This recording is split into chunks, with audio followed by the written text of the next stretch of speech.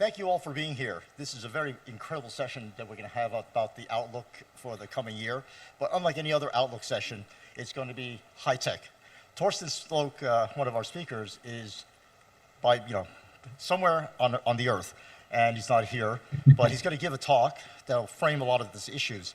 But what I'd like to do to let you know what we're going to cover is that we're going to talk about three separate topics that I think are very important in shaping anybody's outlook.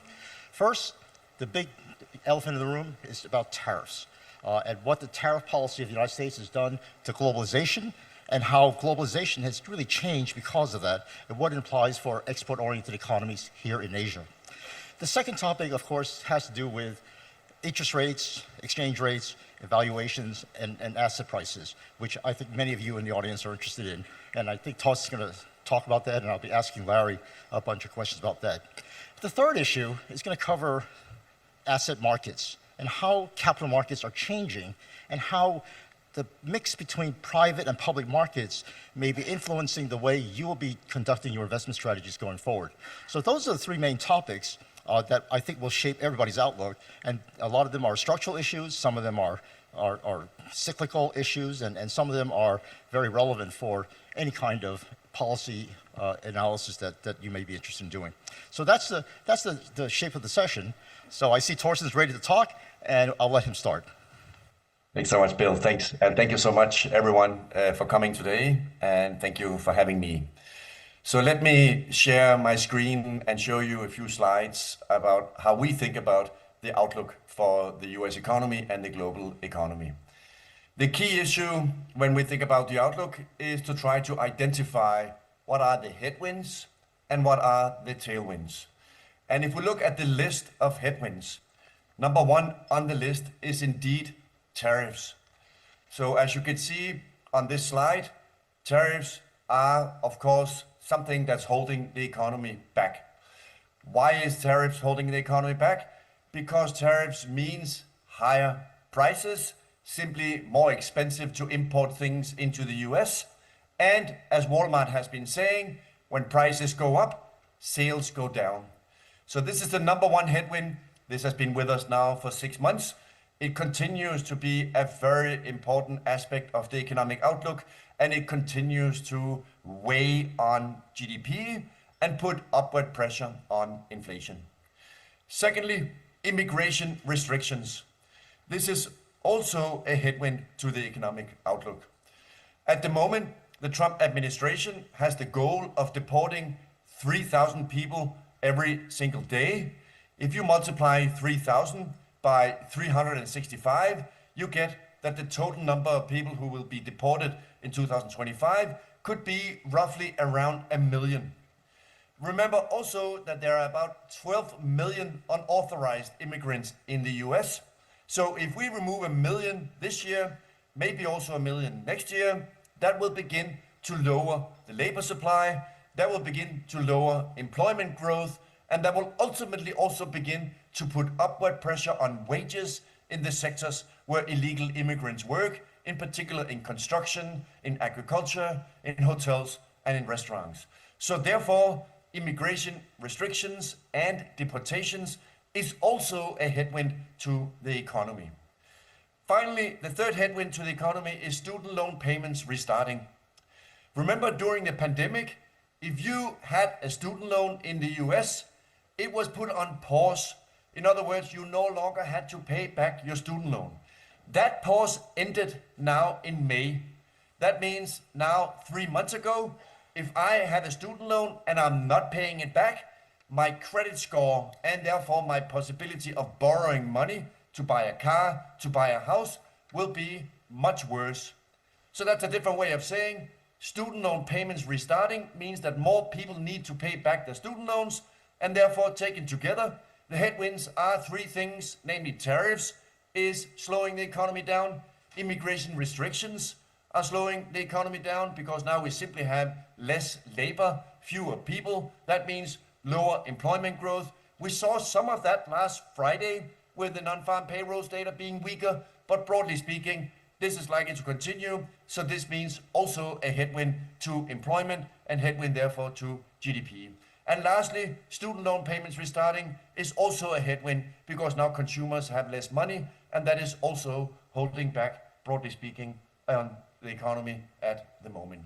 Tailwinds are also important to remember, but the tailwinds are less forceful, less important relative to the headwinds. But there are some tailwinds, namely high stock prices, tight credit spreads, we have Fed cuts coming, and we have had the dollar going down. All those things are putting mild tailwinds on the economic outlook. But when we add these things together, we come to the conclusion that the headwinds are stronger than the tailwinds, and that's why we should expect to see the economy begin to slow down over the coming quarters. That's why one way of describing the economic outlook is the chart to the right, which shows you the slowdown in growth over the coming quarters, and then things getting gradually better in 2026. In other words, this is not the chart to the left where we had Lehman Brothers, we had the COVID shock, where we got a recession.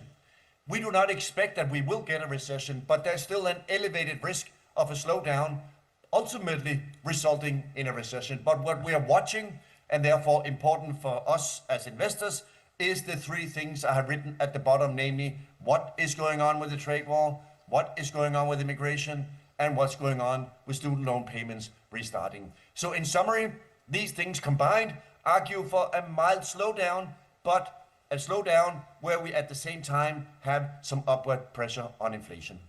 And what's been important more recently is what this has done to the dollar. This chart here shows you net foreign purchases of US assets. So let's do this carefully. This shows you what did foreigners do in US financial markets in January, February, March, April, May, and June. And let's go all the way to the left. The orange bar shows you that in April, when Liberation Day started, when Trump started his trade war, foreigners were selling in April US assets. Which assets were they selling? They were selling, if you look at the next part of the slide, treasury bonds and notes. They were selling equities. They were buying corporate bonds, but they were also selling government agency bonds. So in April, it was absolutely the case. Foreigners did not want to buy US assets. But have a look at now what happened in May. The red bar shows you that in May, foreigners came back very significantly as buyers of US assets. What were foreigners buying? They were buying, in the red bar, you see treasuries, they were buying equities, they were buying corporate bonds, and they were buying government agency bonds. And then finally, the data just came out for June, and that is the gray bar. The gray bar is also strong in aggregate, but now have a look at what did foreigners buy in June? Well, now you suddenly see foreigners did not buy much in treasuries. In fact, they were selling a little bit. They were buying equities, they were also buying some corporate bonds, and very little also in agencies. But the conclusion is we have to watch very, very carefully in the tick data what are foreigners doing in US financial markets. And as you can see, foreigners have been still actively buying US assets, but they've been buying more equities, the AI story, and they have become a little bit more worried about interest rates, government bonds, and that is, of course, because of the problems that are with the fiscal situation at the moment. This chart shows you debt to GDP in the US, and as you can see, that's expected to go up over the coming years. This continues to be a major issue for financial markets. This is treasury issuance across the yield curve. This is measured in billions of dollars. You can see that issuance is high for 2-year rates, 3-year rates, 5-year rates to the left in the chart, and issuance is actually low in the long end of the yield curve. There's very little issuance of 20-year government bonds, and there's also very limited issuance of 30-year government bonds. So this is why watching what's going on with issuance, how are treasury auctions going to work, are there problems with not enough demand, is very important when you have the outlook that the fiscal situation continues to deteriorate. So this is a major structural risk in the background that we're spending some time on, simply because this risk continues to be very important as a factor in the outlook, as a risk in terms of how we think about things. Lastly, let me end on the last slide, namely, let's now take a look at, okay, so what is now the economic outlook for the US for the next 18 months? How should I think about investing for the next 18 months? And what you see in this chart here is the consensus economic forecast. The orange numbers is the historical data, the white numbers is the forecast. And there's about 60 people who submit the forecast to Bloomberg, and this is their view of the economic outlook. And let's look at the 3 squared boxes I'm showing here. In the upper right-hand corner, the first observation is the consensus today is saying that the probability of a recession is 30%. That's a pretty high number. If you look at the stock market, if you look at credit markets, IG, high-yield loans, it doesn't look like financial markets are expecting a 30% chance of a recession. So why is the consensus having the view that there's a 30% chance of recession? It probably has to do with these fears that there might be more problems from the trade war. There might be more problems because of immigration and deportation, and there might also be more problems because of the headwinds to consumers, because of student loan payments restarting. And that is exactly the forecast you see in the second squared box for real GDP. If you look to the left for real GDP, it was last year 3.1, 2.4. Those are high numbers.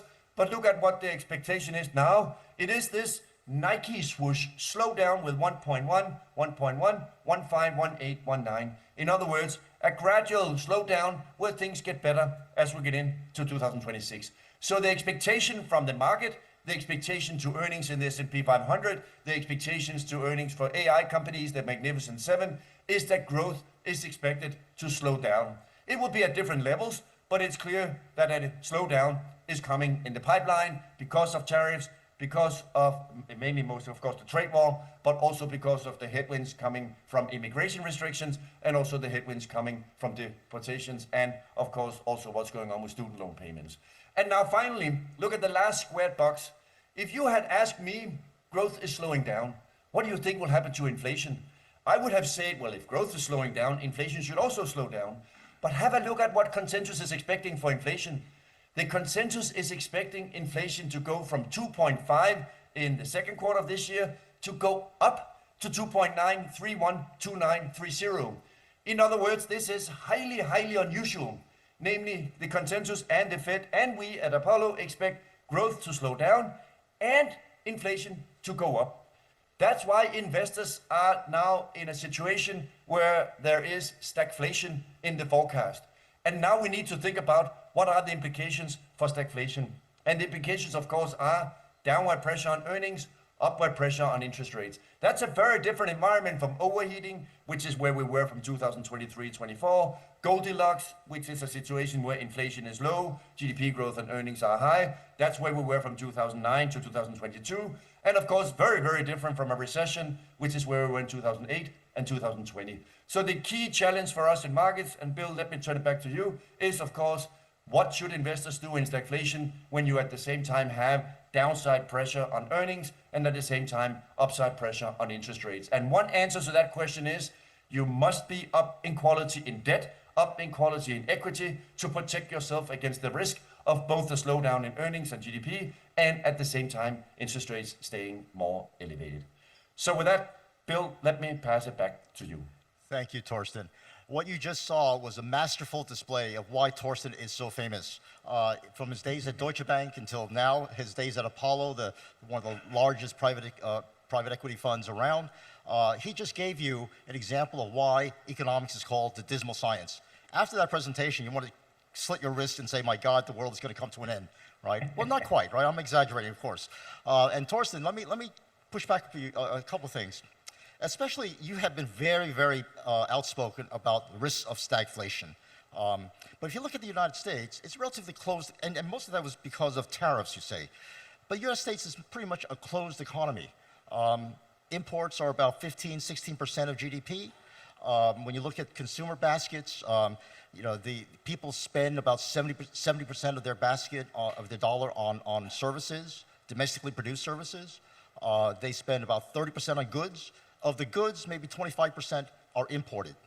How is it that a 15% tariff, which is the base level that President Trump has put in place, and there are some exceptionally high numbers that are associated with fentanyl trade and wanting to China and specific countries to take actions, and some specific tariffs that are on steel and other strategic materials. But overall, the tariff level, right, has gone up from a very low level, yes, from 2% to about 15, 20%, call it, maybe even 25%.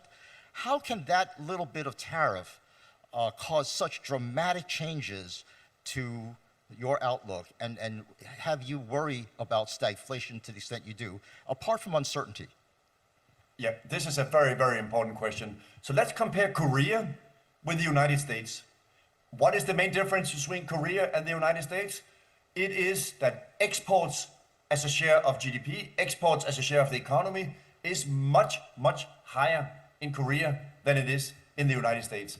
Likewise, imports as a share of the economy is also much, much higher than what it is in the United States. So you're absolutely right to ask, so why is it that the United States is expected to be impacted in a significant way? Well, because the issue is, as we have seen in Korea in the last few quarters, GDP growth in the last 6 months has been slowing down. Unfortunately, there's a broad range of macroeconomic indicators, a fairly sharp negative impact on the Korean economy as a result of Trump's trade war. That is not the same impact we're seeing on the US, but the direction of travel is the same. But it's just milder in the US than what it is in Korea. And what's particularly important is, of course, the inflation impact, because the US has decided to have a trade war with everyone. This is very important. Korea is not in a trade war with everyone. Korea is not in a trade war with China, with Japan, with Singapore, with Europe, but the US decided to have a trade war with everyone at the same time. So therefore, the impact on inflation in the US is much bigger than it is in Korea, simply because Korea only has one country, and one country only, it is an important country, namely the US, that Korea is having a trade war with, whereas the US, and this was Trump's decision, had decided to have a trade war with everyone at the same time. Remember, on Liberation Day, he took out those big foam boards that said, we want to have a trade war with 100 countries at the same time. So the answer to your question is, why is there more of a stagflation scenario in the US?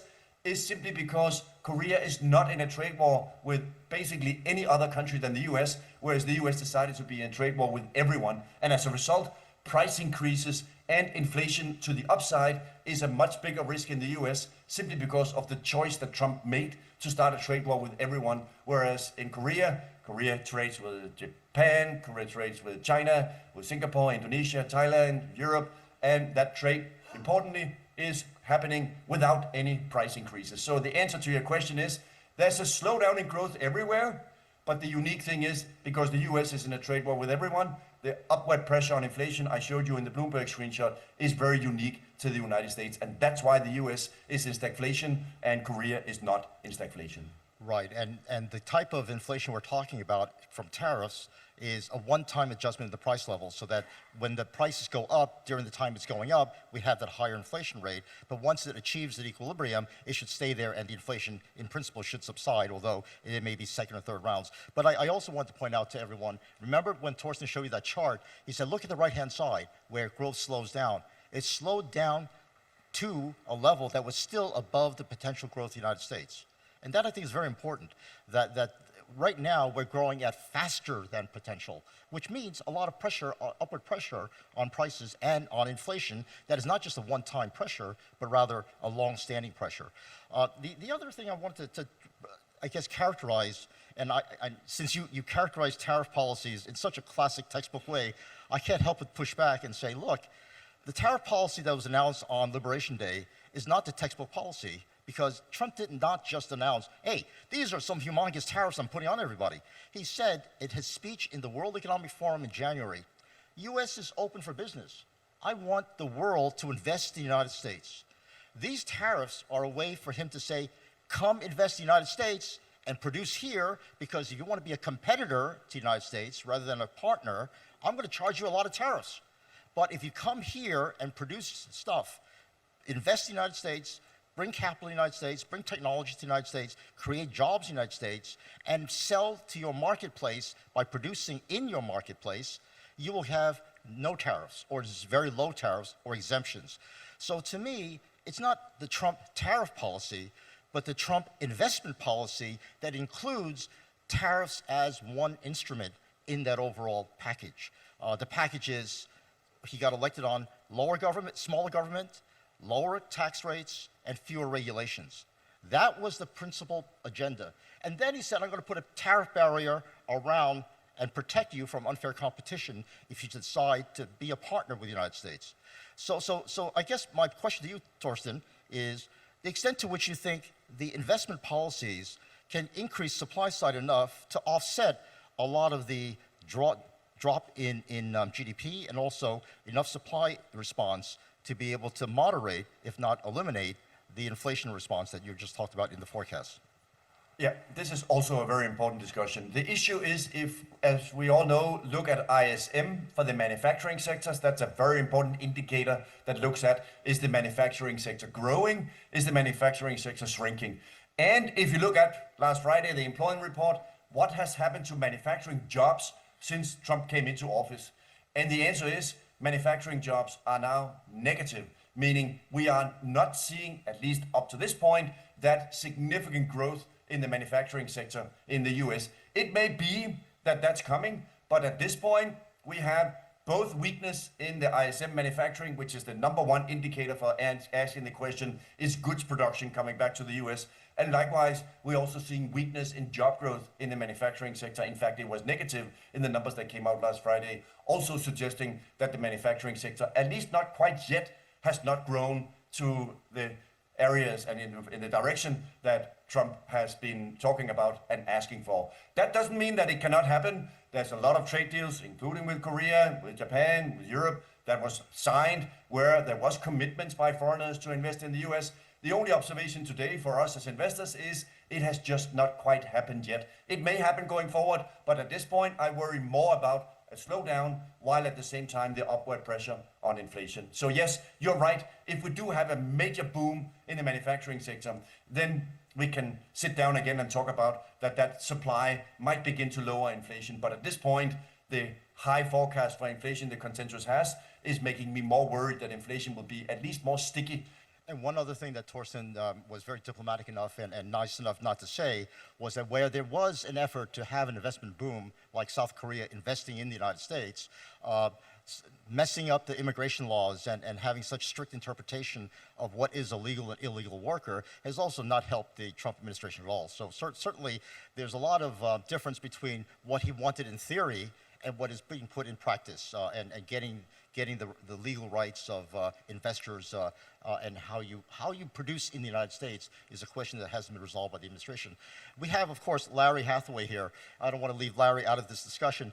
Larry is strategic advisor to Franklin Templeton, but before that, he spent so many years being a regular dismal science economist at UBS and in other places. Larry, I want you to run in here and comment on what you heard from Torsten and some of the questions I asked him about the pushback as to maybe his dismal science view is a little bit too dismal.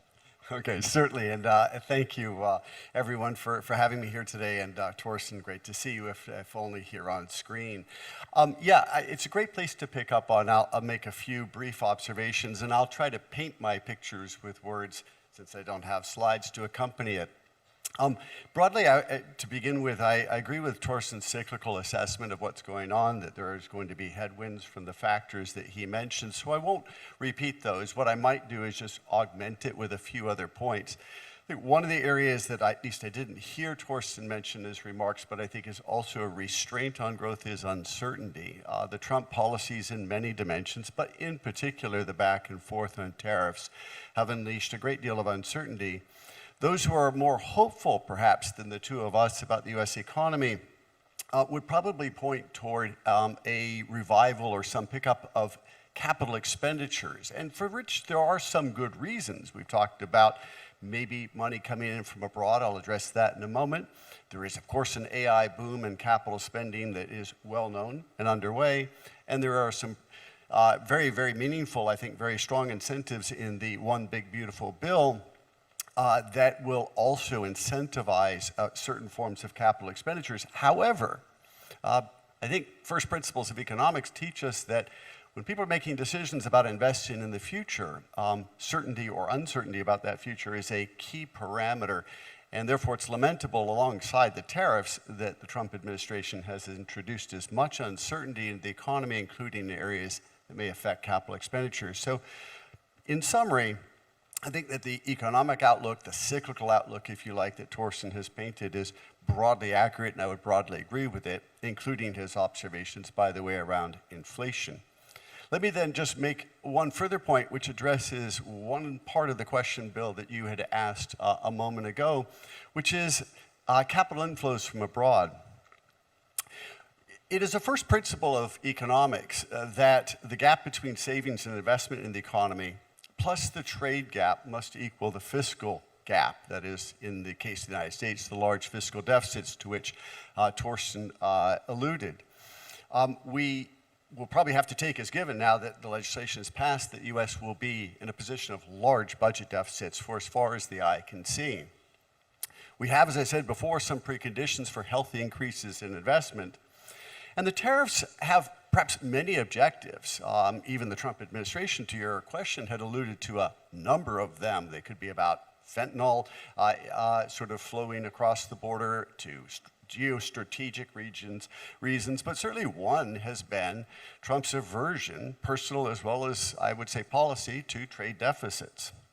Well, if that is the aim, and if we could envision a scenario, which, by the way, I struggle to, where the U.S. reduces its trade deficits, well, in that particular case, there isn't really going to be a massive flow of capital from abroad because the flip side of a trade deficit is naturally a capital inflow. So there is a degree of, let's say, challenge in that picture that I've just portrayed. And among other things, it suggests that if in fact the effort is to reduce the U.S. trade deficit, to maintain large budget deficits, and to have an investment boom, then domestic savings in the United States must boom in order for that to find an equilibrium, which suggests that there is perhaps some downside risk over time to Torsten's view about the direction of the U.S. economy, in particular domestic demand. In other words, the implication of that is that real interest rates must rise. And that may be a segue for something that we'll talk about a bit later in terms of investment implications for capital markets, and broader for investment strategy. So I'll conclude those opening remarks there. That's a great place to jump off from, because let me repeat what he just said, right? In order for investment to boom, you got to have a boom of savings, right? That's the identity. You can't get away from that. That is true under any economic theory on earth. So where are the savings coming from? Unfortunately, Larry slipped in the word domestic savings have to boom. Well, there's also foreign savings that have to boom, and that's exactly what the Trump speech in January said. I want the world to invest in the United States. That means I want to use your savings. Now, here in Korea, you have to say to yourself, this guy's nuts, right? U.S. is a capital-rich economy. U.S. has more capital than anybody else in the world, right? And he's asking emerging markets, Korea and other, send your savings to the United States. That's nuts. Well, you know, one of the works that people talk about was by Robert Lucas, the Nobel Prize winner from University of Chicago. It's called the Lucas Paradox. When Robert Lucas looked at capital flows, net capital flows around the world, he found that capital flowed from the less capital abundant countries to the more capital abundant countries. And that was something that happened all over and all through history. Why is that? Well, one explanation is because capital goes to the places where the returns are highest, not where capital is scarce. Because you think if capital is scarce, that must be where the return is highest. But the United States has been the place of greatest innovation and where capital has been the highest levels of return. So in that sense, Larry, you want to change your mind? No, actually not at all. It's far be it from me in this forum to be a critic of the Trump administration, but I think what I'm laying out is that there is serious inconsistency here in the Trump policy. They want that money to flow in, as you correctly suggested. But what it is really financing, at least in large part, is that budget deficit, not those superior returns. But the second, I think, point here is that we should guard against, let's say, continuing ongoing large capital flows in the United States because they imply large trade deficits.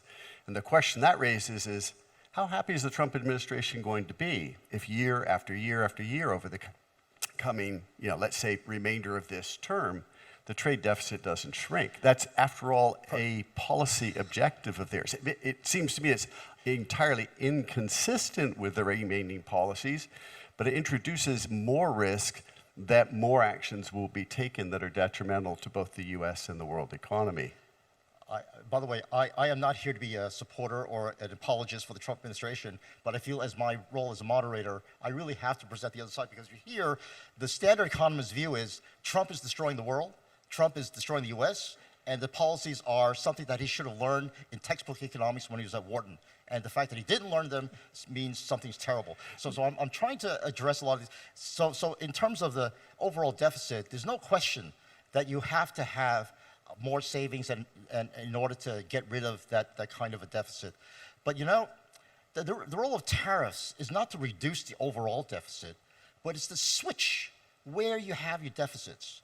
You switch the countries from which you have deficits. In other words, you want to import from your partners, and you don't want to import from those countries who are your competitors. So the purpose of tariffs, in some ways, is called expenditure switching, not expenditure reducing, right? So the overall deficit, yes, could be very large, and that would require, as Torsten pointed out, a reduction in the overall size of the fiscal deficit. But if you want to carry out the strategy of help your friends and hurt your enemies, tariffs are a good way of switching those deficits. Now, Torsten, I want to turn to you, and because Larry brought up the issue of interest rates and exchange rates, and how you really have to have higher real rates in the United States in order to attract capital into the United States. Can you talk a little bit about the Apollo view as to where interest rates are going, where exchange rates might be going, and also how people here in Korea and investors in Asia are supposed to take into account these changes, because as you were saying, the dollar's been coming down, but it's still higher than where it was 3-4 years ago. It is more like perhaps normalizing. So where should the planners here, especially the longer term investors and people who carry on trade on a longer term basis, how should they be planning their strategies? Yeah, so we at Apollo think a lot about long-term assets versus long-term liabilities. We have in our insurance company, Athene, some liabilities that run over the next 20, 30 years. So the question is, as you are asking, what types of assets, what types of investments are being made and can be made in the US that can be matched with those 30-year liabilities, and where can I buy 30-year assets that pay me some cash flows over the next several decades. And it is very clear that there are a number of areas that require significant investment in the US, in particular, of course, in energy transition, in data centers, in climate, in infrastructure. Some of this came already from the CHIPS Act that came under Biden, but we have also had more recently a lot of investment both in equity and in debt on the data center side. And that growth in AI, growth in data center production, growth in energy that is needed to service the data centers is exactly requiring a lot more capital, including from the rest of the world. And those assets that are created, including by us at Apollo, are exactly very helpful for matching the 30-year or 20-year liability stream that I'm looking at with a 20 or 30-year asset that is being produced. So one area, to your question, where there is definitely a lot of tailwinds in the very longer term for the US economic outlook is the investment we're seeing these years in energy transition, in data centers, and in AI. And that will generate higher returns, and that will generate ultimately also assets that are and can be matched for anyone who has long-term liabilities in their portfolios. Yeah, I think it's very important to remember what Torsten is talking about, right? It's not one real interest rate that characterizes the United States investment opportunities. It's sectoral investment real rates of return and company real rates of return that really have to be looked into. And Larry, on the issue of currencies, there's a lot of talk now about digital currencies, a lot of alternatives to the dollar. Many aspiring currencies are out there to replace the dollar. Where do you think this takes us in terms of the role of the dollar going forward? And how should investors react to that? Should they get out of dollar assets and more digital currencies, or how do they hedge this trend? Right. So one of the unusual developments at in the course of 2025 has been that the dollar has depreciated. I say unusual because if we look back to the first Trump administration, the imposition of tariffs, we saw dollar appreciation. which I think in sort of, again, textbook economic terms is probably more the variant of explanations that people would expect. So this year, it has been the opposite. As I said, I think it's caught some observers by surprise. We've both noted, obviously, some weakness, a soft patch, either present or emerging in the U.S. economy, a change in Fed rate expectations with cuts, the first cut coming this month in all probability, and some others to follow it, that can fit the narrative of dollar weakness. I don't think this is about a wholesale shift out of dollars, which may be implied in your question, and into alternatives, and I'll return to that in just a moment. But I do suspect that if we look out over some cyclical horizon, which could be perhaps the next half year, maybe a bit longer, this tendency for the dollar to depreciate seems to me to be the right way to think about things. In a longer term sense, which I think is also embedded in your question, there are, of course, some trends underway. We've seen the, let's say, holdings of reserve managers, central banks that hold their reserves across a plethora of assets, that their holdings of dollars has been generally subsiding over now, actually decades, but there's nothing there that seems to be particularly rapid or untoward. That might surprise some people. After all, we are seeing what seems to be as an absolute paradigm shift in terms of U.S. economic policy, U.S. global leadership in so many other dimensions, including geostrategic and so forth, that one could imagine that that would erode the dollar's, let's say, standing as the world's chief reserve currency. But there is a problem, right? And you allude to it in your question, which is that if you do want to lighten up on the dollar, where do you go, right? The dollar and the United States offers by far and away the deepest, most liquid capital markets with greater homogeneity, let's say in fixed income, particularly in the treasury market, than, for example, Europe does with its sort of disparate group of sovereign bonds, or frankly, any other country. Capital controls and so forth preclude some countries from consideration, at least as a major substitute like China. And so therefore there is some discussion about digital currencies. But digital currencies in the sense of private digital currencies as opposed to central bank digital currencies have a number of different challenges for investors, not least of which are platforms, liquidity itself, as well as obviously some concerns about their use for illicit activities. So it seems to me that in a sense, we're probably in a continuing phase, and maybe at the margin a slightly accelerating phase of the dollar's role diminishing, but it probably doesn't go much beyond that kind of a profile simply because of the absence of viable substitutes. Now, we have about 8 minutes left in the session. I want to leave some time for Q&A, but I cannot let these two gentlemen who represent the largest public investment organization and one of the largest private equity investment organizations go without asking them about how the changing market structure is going to influence investment strategies around the world, and especially here in Korea. So Torsten, I'm going to turn to you, but if you want to comment on this, what Larry just said about digital currencies and other alternatives to the dollar, please do so. But tell us, we see so many investment houses and pension funds, endowments, and long-term investors turn to private equity and private credit in their portfolios, becoming a larger and larger share.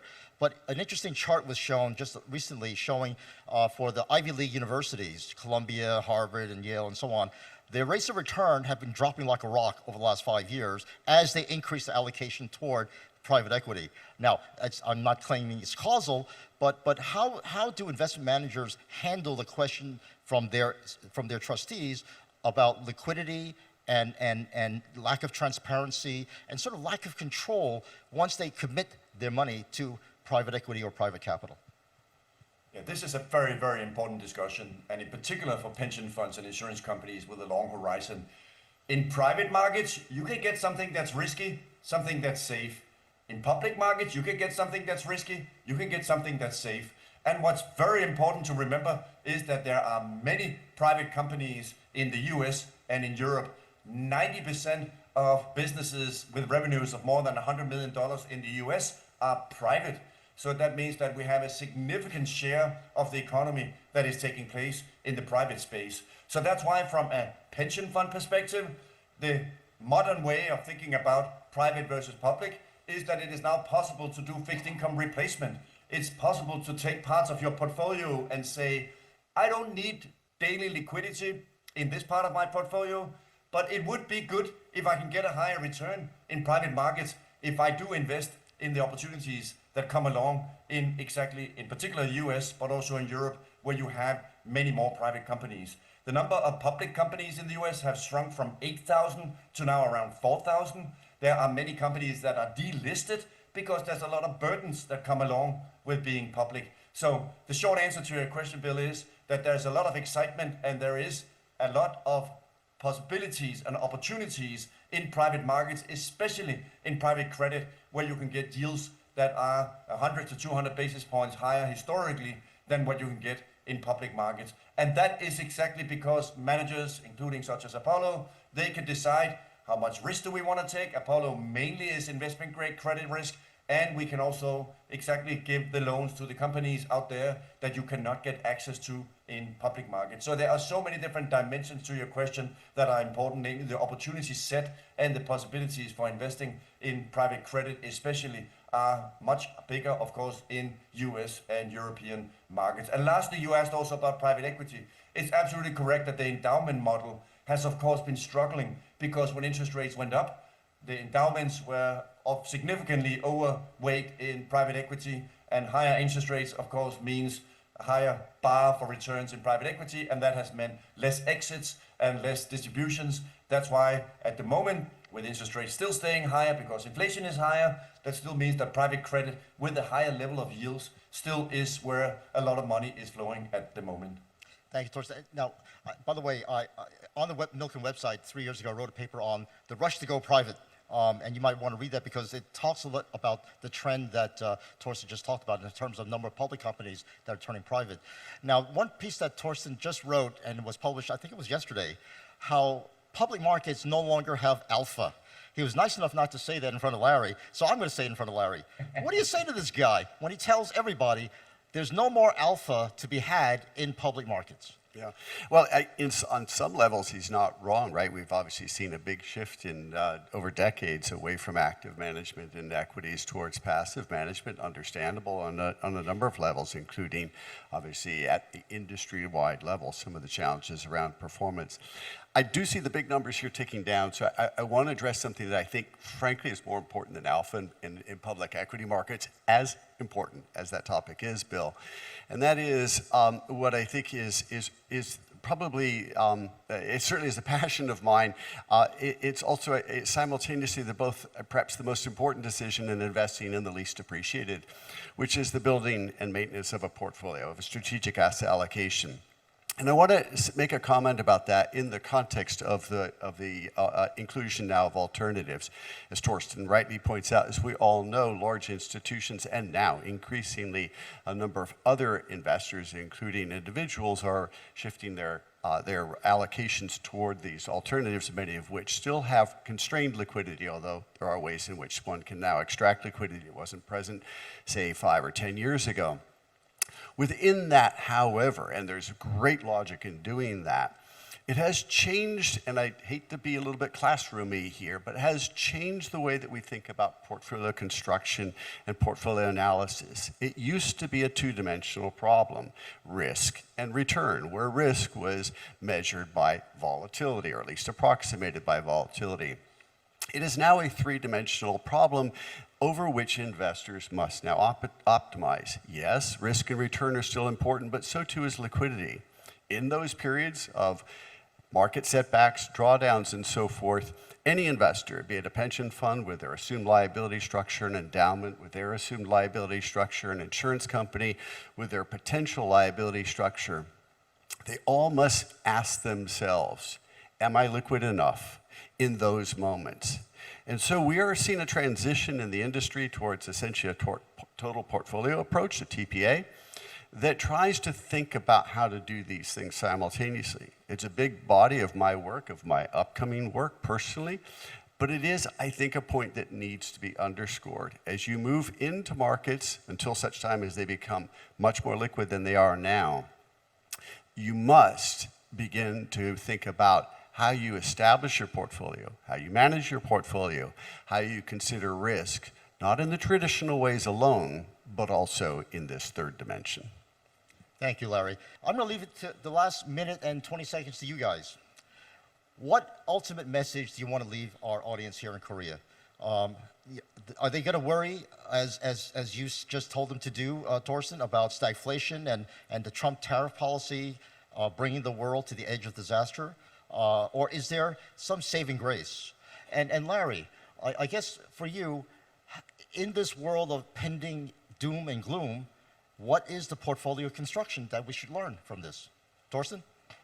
Yeah. So the conclusion for me is that it is a complicated economic environment, but that does not mean that we should go home and hide under our beds. It actually means that we should begin to think about, exactly as Larry is saying, what do our portfolios look like? Where are the opportunities if growth is slowing down? Where are the opportunities if inflation is higher and interest rates are higher? In our view, the main conclusion is you have to be up in quality in credit, up in quality in private credit and public credit, up in quality in equity. So therefore, this is a very opportune moment to begin to think about, exactly as Larry was saying, liquidity. Do I need liquidity? Do I not need liquidity? When do I need the money? Am I matching liabilities that are long duration? Do I want some assets that are long duration that don't necessarily need a lot of liquidity? So I would say the main thing to do here is to take it easy and take a deep breath and say, yes, it's complicated, but what does it mean for my portfolio? What are the opportunities that I can lean into at the moment, given the things that we have talked about for the last 45 minutes? Larry, let's go into 45 seconds of overtime. Okay, briefly. Yes, we are in the middle of a paradigm shift. Nothing like this has ever happened in my lifetime before, and I have a few gray hairs to show for how long I've been doing this kind of thing. A paradigm shift does not necessarily mean that it's going to be negative, but I do think that the way we evaluate risk is different. We cannot take sort of the old let's say, customary assumptions about things like fiscal prudence and monetary policy independence, low inflation, high growth, necessarily as what the future will deliver. But within that new paradigm, as complicated as it is, and we're still trying to figure it out, there's always opportunity for investors. What I would simply add as a final closing statement is that unlike the world in which we might just be chasing returns, and in my lifetime many times that has been sort of the investment philosophy, we do need to be cognizant of risk and how we're going to manage it, as both of us have recently alluded. I want to thank both you guys for being such great sports and letting me needle you guys with that. And I know you're going to be sending me some terrible emails, but keep that private. So again, thank you both for participating. Thank you, audience, for attending. I hope you got something out of this this presentation. Thank you for coming. Thank you. Please give a round of applause for our speakers.